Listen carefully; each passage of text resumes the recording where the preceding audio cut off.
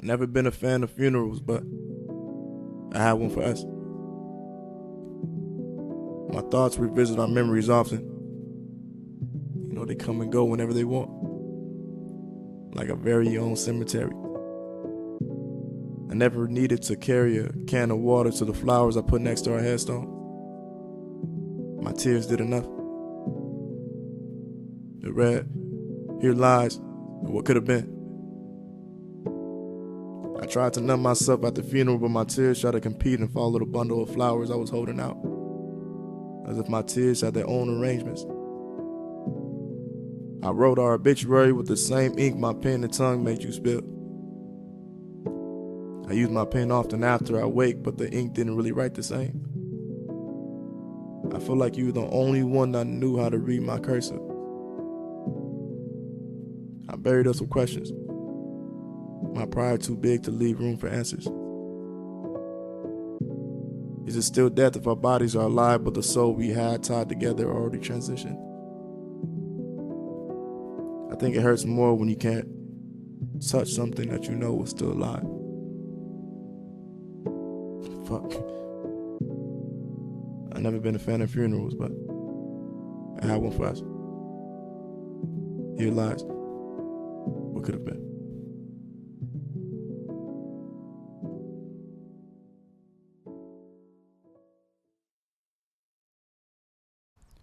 Welcome back to the podcast, KP More Than a Voice. Thank you to anyone who was tuning in, even if it was just for 5 minutes. Your support always means the world to me. But before I get started, I'm in the middle of a park, so if you guys hear any birds chirping or the wind or a dog, anything like that, that's the reason why.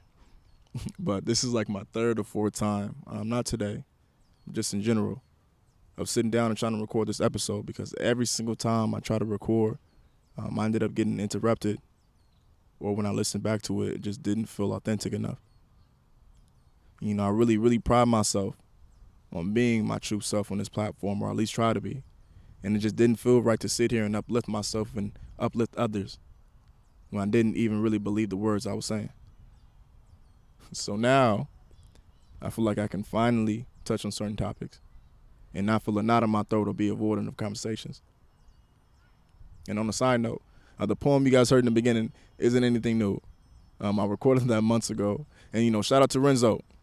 Shout out to the Don, for reminding me to put my poetry out there and expose my art. But anyways, I wanted to record this solo episode just to give you guys a little reminder and update for those who have been listening or been following me for a minute, and others who are just now listening for the first time. My podcast might not be for everyone. I'm not doing this to talk about trending topics in social media. I'm not doing this to debate about sports. I'm doing this to hold conversations about real life topics that people have a hard time discussing, especially men. What better time to drop this episode than Men's Mental Health Awareness Month? And I've been lagging on it, but sounds like divine timing. But if you find one of my episodes boring or not entertaining, then it's okay. No hard feelings. Because it's probably not for you, or at least not for you right now. But I use my platform to let people know that are struggling with the same shit or similar stuff that I'm going through, that it's okay, you're not alone. I want you to use me like a compass. And I know a lot of people don't use compasses because, we have phones and GPS and stuff like that. But there's some people out there who don't know how to navigate their emotions in a proper way. And that's where I try to come in. I don't have all the episodes that, a lot of these other podcasts have, because I'm not doing this for entertainment. This is more of a hobby for me, and I'm putting my emotions out there for people to listen to. And it's not easy all the time. And at the same time, I'm still learning every day about myself. So I don't really have all the answers, but when I do find stuff out, I try to put it out there. And since starting this podcast, I've had a lot of ups and downs. And more recently, more than ever. A lot of the times, I wanted to quit my podcast. So, shout out to anybody who has mentioned my podcast or asked about it, because if it wasn't for you, I probably wouldn't be recording right now. But within those ups and downs, I almost lost my best friend and my dad. I I lost a relationship I didn't think would ever end. Family situations I won't really speak on, and just other situations that I didn't really think I'd find myself in. This past year and a half, I've tried so hard just to smile through pain I felt like I had to go through alone. I felt like I was stuck on focusing on everything else but myself. And I guess it caught up to me. I cried before walking in the house for a long time, just to let some of my emotions out, because I felt like I didn't really have anybody to confide in. And I don't mind telling y'all that shit. If y'all new to this, y'all, just to let y'all know, I'm super supportive of men who cry, because we probably need it more than anything. And I usually confided in my pops, but I didn't really want to worry him and wanted him to heal as much as possible and fast as possible. But nothing feels worse than being around people and feel like there's nothing or nobody there. I feel like that's actually tied into a topic a lot of men don't really speak about. Not feeling appreciated. That feeling when you give all the energy you have left to give and receive nothing in return. But prior to this moment, I felt like a shell of myself.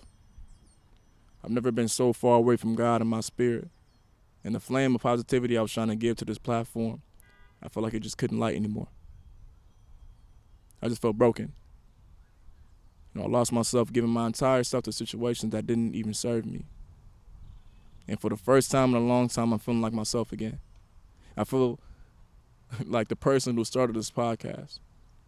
That person who wasn't afraid to show whoever listens that life gets hard, but it doesn't end. And I think these experiences that I went through were necessary to humble me. It's crazy because I feel like I had my life all figured out. Had my life all planned out, actually. Everything was moving in the right direction, and then reality hit me. And it tried to take everything I was focused on. But it humbled me into being who I always saw myself being. Getting better every day and striving for something for myself and nobody else. So honestly, I just wanted to get on here and say, anyone else who's struggling right now, the road to healing is a long one, but it won't start until you start accepting. Accepting you can't control everything in life, but one thing you can control is how you react to bullshit, and use that as fuel to become a better person. I seen a video where a guy gave a scenario. He said, say you're in the woods or wherever, because I know I wouldn't be in the woods walking, but just say you're in the woods walking and you get bit by a snake. And after you get bit by the snake goes away. The pain is bad, it hurts, it might be poisonous. So you have two options. Would you A, go run and find the snake and ask why it bit you and hurt you? Or B, would you go seek help and go get healed? In this scenario, the obvious answer is B. But in most situations, people find themselves looking for answers in the people that hurt them, instead of taking the time to heal and find out what needs to be healed. And I hope anyone who needs to hear this is listening. And I hope you continue to strive for greatness. I was asked if I can change one situation or erase a situation forever, would I do it? Originally, out of spite, I said yes. But I've learned so much about my life and myself that I wouldn't have done this shit any other way. I know what I want and don't want in life. And I appreciate my time with my loved ones, and especially my dad, way more than I did before. And I hope eventually y'all think the same way. And lastly, just remember, pressure can burst pipes, but pressure can also make diamonds. Feed into the pressure, make some diamonds, and find yourself. From another episode of KP More Than a Voice, peace, love, positivity brings me happiness, and happiness brings me power. Peace. With love.